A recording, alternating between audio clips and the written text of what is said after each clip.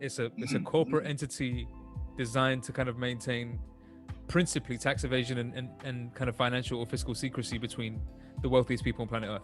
But can I say something though? Even though, yeah, like the details of it and like the fact that the city of London exists and all of that, people might not know. But who really doesn't know that rich people are doing some fuck shit? But that's a good question. That's a good question. Who doesn't know? Who is shocked? Like, even if you don't know the details, who hasn't heard of offshore accounts? You know, it has something to do with some rich people mess that they're stealing things. Like, I feel like that is a shocker to most people, right? It's like the whole Jeffrey Epstein thing. Like, it's amazing to me, all the rich people that are trying to cover all this stuff up. Like, we don't already know that you guys are. We know you're doing it. We're not, like, but no, okay, but even I'm with you, and I think I know as well as anybody else, and I'm familiar with this too. But even I watched that Epstein documentary just to see, because even I was shocked by the degree of it. Like, it's not even, like, okay, I understand there's going to be a degree of corruption because you give away a certain degree of power. So granted, there's going to be a degree of secrecy because you give people a certain level of authority, right? And this is kind of almost built in, and we'll talk about that in a second, is that the degree to which that level of secrecy is built into authority. It's built that way, but we'll see. But the point is that even I was surprised, but nevertheless, when you discover the sheer scale of it, the regularity of it, the scale of it, the normalcy of it to them, it's not like you bat an eyelid over it. You don't think about it twice. It's the way this works. Right. Like, how do you think this? It's almost as if you were to bring it to them, they'd be indignant. Do you know what I'm saying? If you were to say to them you're committing some kind of a crime, they'd respond the way Trump would respond. Like, how dare you accuse me of that? That's ridiculous. This is just the way the system works. Right. Like, this is what you have to do in order to stay rich and stay God as whatever else. And when you understand the scale of it, I don't remember the exact number, but how many $1 trillion it was that we're talking about in offshore accounts? I think it's estimated, and this is in the British territories. So obviously you've got American territories, Spanish territories, but in the the British territories, I think it's 50 trillion. 50 trillion. Yeah. 50 trillion, it's which is nuts a lot. Number. It's a nuts number. We're talking about. Sorry, just to go back to a point. I think with tax avoidance, the thing is that it's not necessarily illegal, and I think that's where it creates it's a loophole, right? So people can look at it as if, well, I'm not breaking the law, so what am I doing wrong, right? I'm just seeking advantage in this situation by not paying taxes. But the question is that for governments, one of their main sources of income is taxation. It's tax, right? Yeah. So if they're losing, if we're saying there's 50 trillion in offshore accounts, like what could that do for the society? Right. Imagine what you could do with 50 trillion, even just 1% of that. What could you do with that? These small territories, the last remnants of the British Empire, which are still overseas territories today, they are still the last remnants of the British Empire. There are 14 of these overseas territories. 7 of them are bona fide tax havens, including the Cayman Islands, Bermuda, the British Virgin Islands. Some of the biggest tax havens in the world today are still British. With access to large amounts of offshore money, the euro market grew rapidly. By 1980, it had reached $500 billion. By 1988, $4.8 trillion. And by 1997, nearly 90% of all international loans were made through this market. No, and the thing is, I sat there one time and I did these numbers, and I think in the seminar that we did previously, Tans, on the Panama Papers and whatever else, we did a breakdown of what those numbers meant to each individual country based on the Conservative Party's numbers of what a hospital will cost.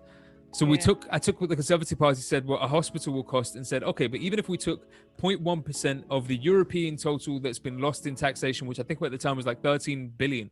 So if you took 1% of, sorry, not 0.1, but 1% of the 13 billion or whatever it was, the number of hospitals you could build just off of that. Never mind everything else that you might be entitled to or that might have gone lost through taxation or whatever else, Jeff Bezos and all those others that aren't paying for taxes, yada, yada, yada, yada, yada. But here's my thing. I think it's simpler than that though, right? Like, and I want to go back to your question, Sans, about who doesn't know.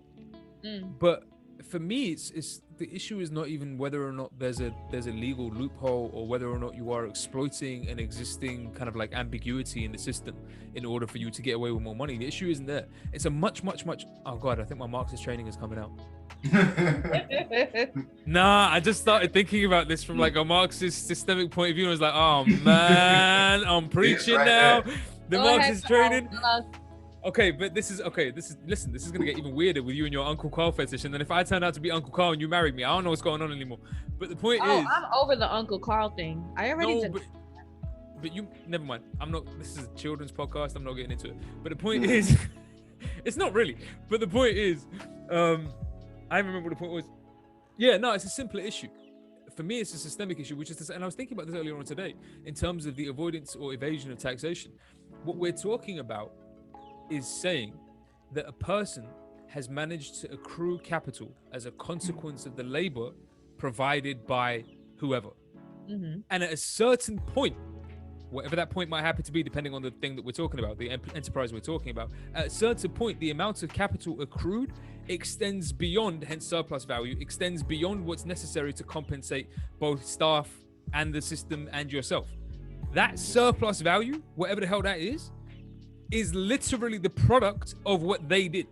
Mm-hmm. Granted, this is your system, you built it, you manage it, you oversee it, all of those things are true, and therefore you're entitled to a portion of that.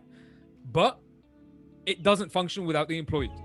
So when we say, okay, fine, if you're past the point of directly compensating the employees, it's not even a question of like moral right or wrong, it's the logical thing. Like, it makes perfect rational sense that surplus value then has to be able to reinvest it into the things that make those employees, that make employees viable candidates for you, like their ability to be able to travel to work, paying for roads and stuff, their ability to be able to stay alive, like paying for health care and stuff, their ability to be able to read. You know what I'm saying? Like, all of these things are part of investing in your workforce. But capitalism does not do that. Capitalism is not a rational system, right? Because it's not about, even allowing the worker to reproduce themselves on a day-to-day basis anymore. They don't care about that. And think about, the thing that I keep thinking is it really in the best interest of governments to be taxing all this money? Because think about whose money is this? Most of it belongs to people who are tied to the government. Wait, what are you trying to say? Hold up. What are you saying? What do you mean? What am I saying? No, break it down to me, because I lost you. Like, what do you mean?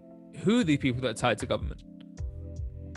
Your politicians are corrupt, all of them. Oh, I see what you mean. All of the politicians have offshore accounts or have buddies with offshore accounts, or they're all benefiting from this. So when we say it's really in the best interest of the state, right, to tax because that's how the state makes money, the state is not interested in providing anything for us. And that's just the reality. They've proved it to us over and over again.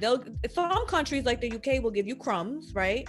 So you have an NHS, you have like, a Hey, 73 years of the NHS today. No, I'm not saying the NHS is wrong or bad, but what I'm saying is, like, I believe in all these systems, right? I think that we should have subsidy. Hello, I love Gaddafi because of his subsidies. We should be subsidizing everything. But what I'm saying is that the reality is that is not in the best interest of states, because that is not what the state is trying to do. And I don't actually believe that's the function of a state anymore, at least. The function of the state is to maintain the class divisions. Oh, yeah, no. To beat off the poor with a stick and to make sure the rich can, they themselves, the ruling class, the people who are part of the state and part of the business elite, because these two things are intertwined, right? No, I'm with you. I agree with you. Yeah, I'm sure.